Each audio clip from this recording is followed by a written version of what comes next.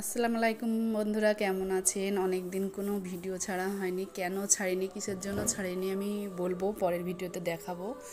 আর এখন সকাল 7টা বাজে, ঘুম থেকে উঠে দেখি আবহাওয়াটা একদম মেঘলা মেঘলা। আর রাত্রে তো মেঘ হয়েছে। আর এতে আমার উঠেন তো অনেক গাছে তো পাতাতে ভর্তি। আর আমি উঠেন পরিষ্কার করে চলে এলাম এই যে সকালে ব্রেকফাস্টে বানিয়েছি রুটি, আর এখানে ডিম টোস্ট, আর যে চা, আর একটু মুড়ি তো খাই, সঙ্গে বিস্কুট। এগুলোই আমি সকালবেলায় তাড়াতাড়ি করে বানিয়ে নিয়েছি, যেহেতু ছেলে রুটিটা খেতে পছন্দ করে আর ডিম টোস্টটা ছোট পছন্দ করে, সেই জন্য আমি দু রকমেরই বানিয়েছি। আর রুটি কর্তাবাবু পছন্দ করে।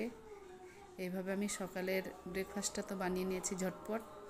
আর এই খেয়ে দিয়ে এবার দুপুরে রান্না করতে চলে যাব, যেহেতু দুপুরে রান্না করতে একটু ঝামেলা আর জোগাড় যন্ত্রণার ব্যাপার আছে।